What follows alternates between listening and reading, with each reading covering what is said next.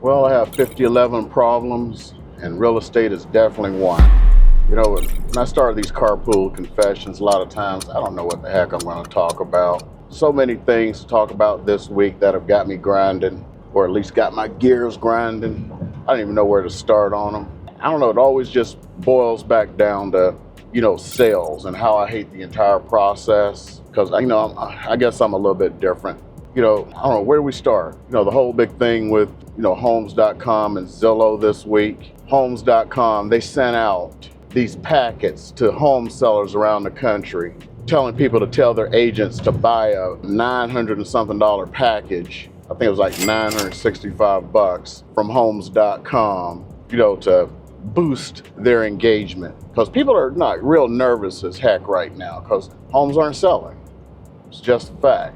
They're sitting on the market for a minute. So, frightening the heck out of people. Oh, your agent needs to spend $965 for this enhancement package to boost your engagement on Homes.com. While simultaneously, the same week, Homes.com is criticizing Zillow for their actions. It's like, what? Excuse me?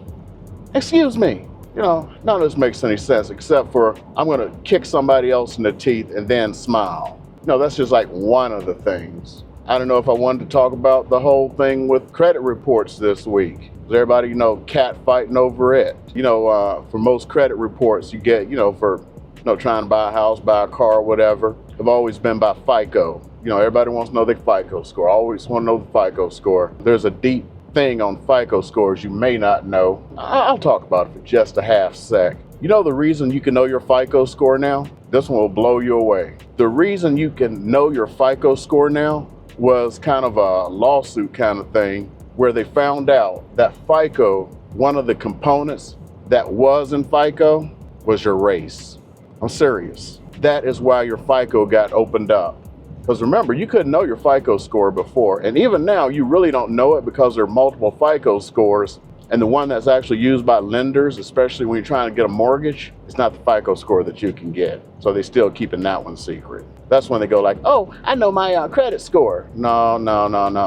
That's the credit score they let you know. It's close, but it's no cigar, especially if you use like Credit Karma and stuff. But what's really important is last week or so, the government now allows banks and other lenders to use what's known as the Vantage score. You'll see some like credit card companies, they'll go like, oh, here's your Vantage score.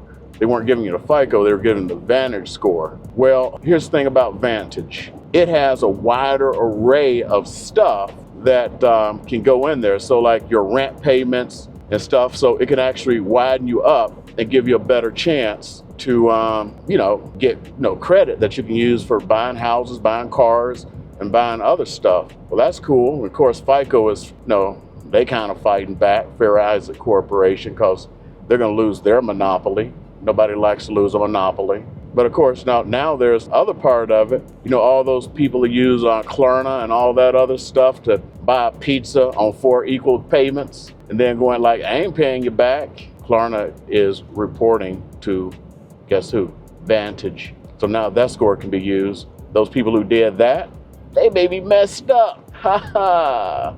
I don't want to laugh at those folks because some folks over the next few years may not be able to buy a car, house, or anything else or pay exorbitant rates, all because they wanted to finance a Beyonce concert on Klarna. But the worst is some landlords are starting to do this thing, and real estate agents will go like, hey, what if you can get a house or into a house and it's a good deal for you, is it worth breaking your lease? Well, some landlords are now starting to do this thing where they'll go in and they will kind of report you and go like, okay, you had 4 months left on your lease. Okay, you owe me for those 4 months. Even though they may have rented your place out and everything, they still want their 4 months and penalties and fees.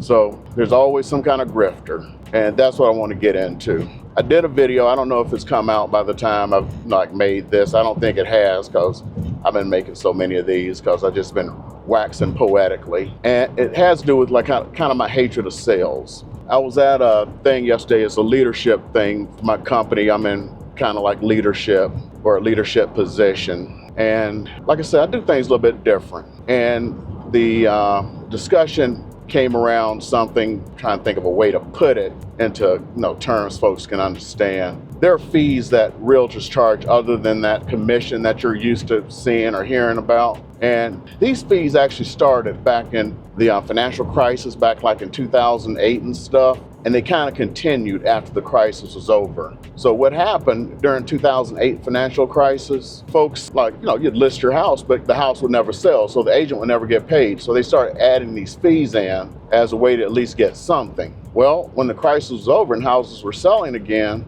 the fees stayed. And it just became kind of part of real estate, but then they just started using other excuses for them. So anyway, I'm just going to say somebody said, well, we've started charging X amount. We'll just say a higher amount. And we collect it like 95% of the time now. We justify by X, Y, Z, and don't you guys want to get more money? My thought pattern is, a commission is the money.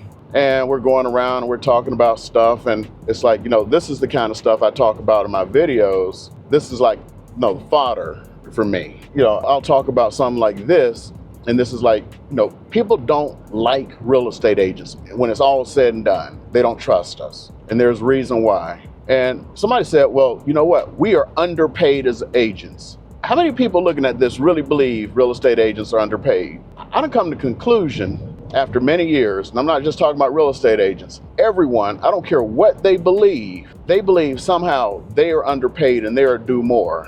And I was just going I was formulating, talking about how, I would talk about how everybody wants more. And it's like, this is just really goes beyond. As a matter of fact, the way I ended up at the company I'm at is because somebody said something that was kind of similar. This guy was working with some renters, and they were high-end renters. And normally when you at the time worked with renters, this fee you didn't charge. Well, he charged these people $1,995 just to work with them, in addition to what he would get for the rental. Now, to be honest, you don't get much for rentals. It's a joke. You end up kind of half paying to help somebody find a rental here.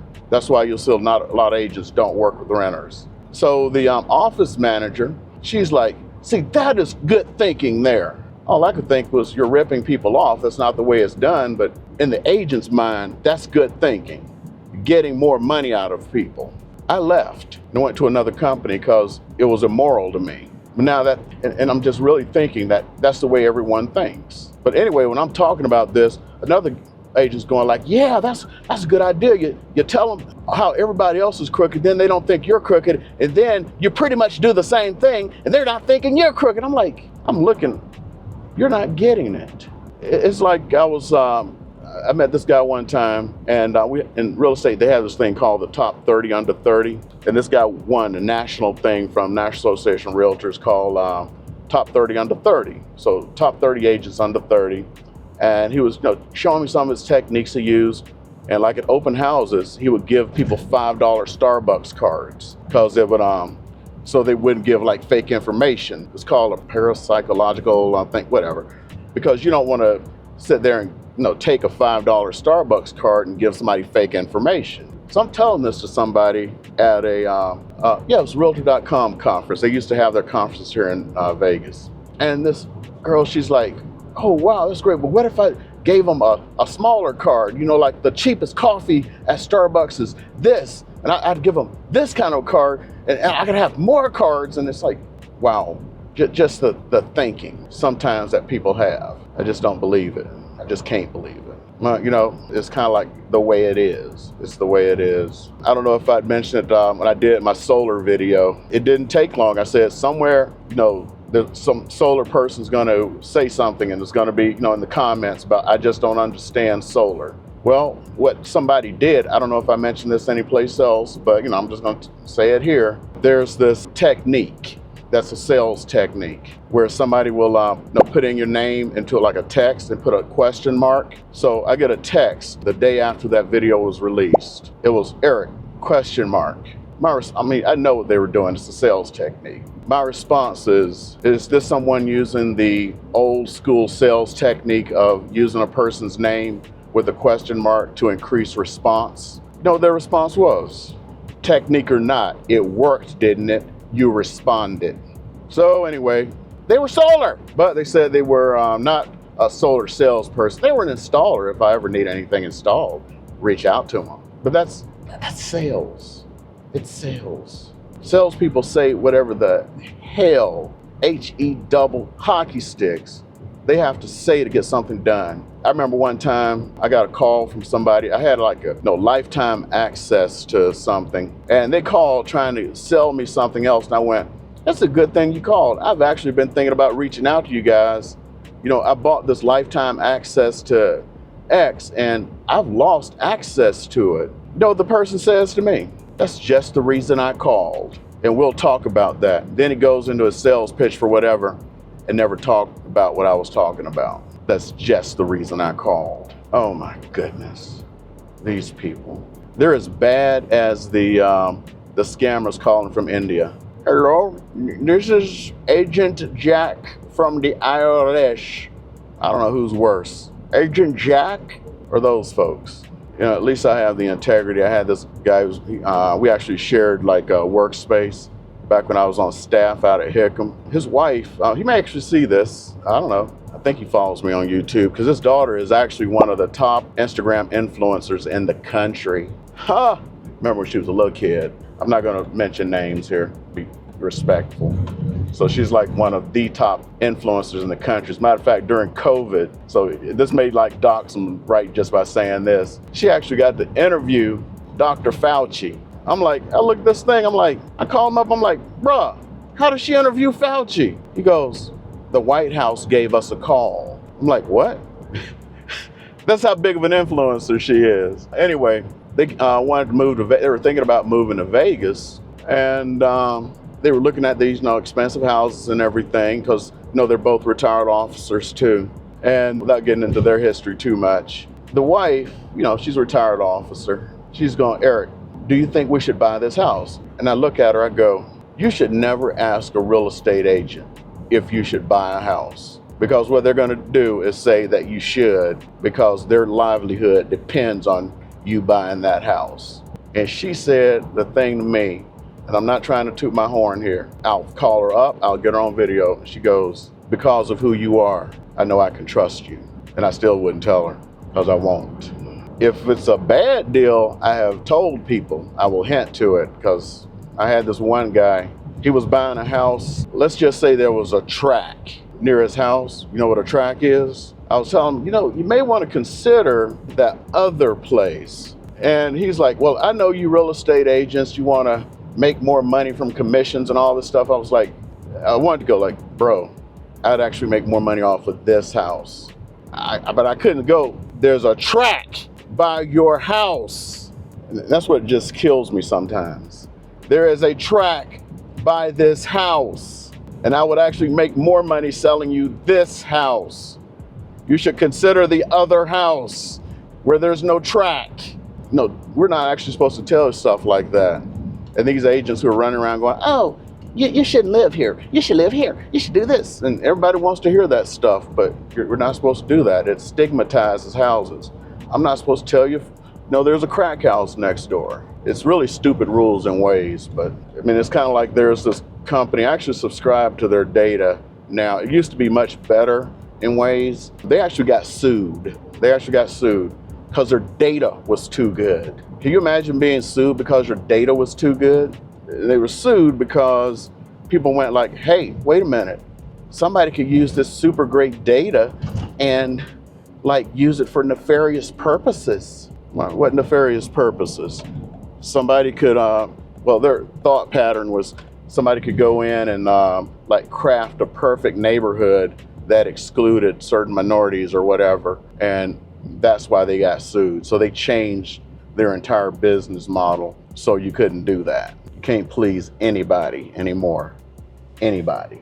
So yeah, that's it. This boils down to like part 2 of why I hate sales. And this entire business is all about sales. You can barely trust this entire industry. This is like the reason, also part of it is person running the thing is when they were going around the stuff and she was looking at me, she's like, well, I know you kind of do this as a hobby. I wanted to go I don't do this as a hobby. I just don't depend on the money like everybody else. I'm retired from the military. So I get to do this my own way. And I, have people who depend on me, as in depend on me to tell the right thing. So that's pretty much it.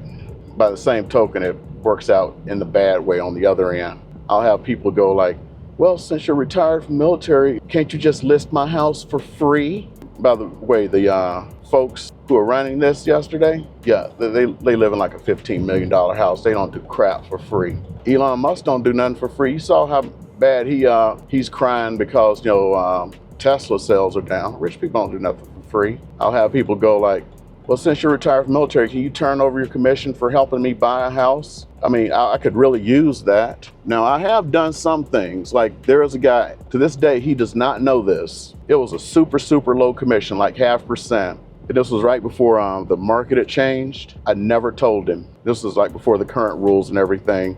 I just said, I know what, I'm never gonna tell him. He's an Army veteran. By the time, this is like, I'll talk about them now. Veterans United, they took their cut. By the time my office took their cut, there was like nothing left for me, literally.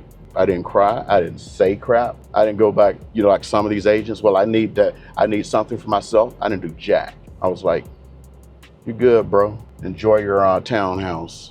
About a year ago, I was a couple. It was a super low commission. They actually saw it because it was like actually after the new rules. And it was like, we can't do this. Can we give you some more? As a matter of fact, they're YouTube folks. They came from Veterans United. This is the thing I'm talking about where I stopped talking about going to the lender first, because I used to say that, I always go to the lender first, and I don't anymore, because I've actually had to work with 5 people that I had to give my money to Veterans United. And this was actually one of the couples, really, really nice couple. They're probably gonna see this. And I got this super low commission because the seller just didn't have the money. And they were really worried for me. I'm like, don't worry about it, I'm good. But if you tell people up front, some of them just get greedy. I had this one, I'm not gonna say too much to keep myself out of trouble. We went out and found the house, and the first day, was with them half a day. They called me up and went, my wife and I were discussing it. You only spent half a day with us. We don't feel you deserve your commission. You need to turn it over to us. Can you believe that BS? Anyway, that's the way it is sometimes. So I'm gonna end it here. If you guys ever need anything, reach out. Call, text, email. Information is down below and in the pinned comments. And better yet, get on a Zoom with me. I would enjoy to talk to you guys. I'm still working on that guide. I'm busy. You guys have been reaching out to me, which I absolutely love. Matter of fact, I got a call. I'm gonna head over to Sam's Club right now and get some gas and get some food for my belly, trying to lose a little bit of weight. I need some salad stuff. For my military brothers and sisters, you know the drill. Alpha Mike Foxtrot. Oh, like I was talking about, I got that guide I'm working on. Everyone keeps calling. I'm always driving over the place. I want to get that completed. Got my assistant, she's got some issues going on, so I'm trying to get that done along with the requisite pages and everything. But don't worry, I'm going to get that out for you hopefully in the next week or so. All the rest of you lovely folks, including the one that I just arranged a call with right before I jumped in the shower, who gave me a call. I really appreciate you. And we'll be connecting on Monday. And the person I'm waiting for their call in a few minutes, thank you. I'm gonna keep those lights on for you. According to YouTube, you know what? There's a video that should be popping up if everything works out right. You know what? Can I get that HBO discount? Can you help a brother out? And click on it. And you know what? I'm out of here until I have to come back again, get some gas from Sam's Club, and do everything else I gotta do. See y'all next week or whenever else I have something outraged about, okay? See you later.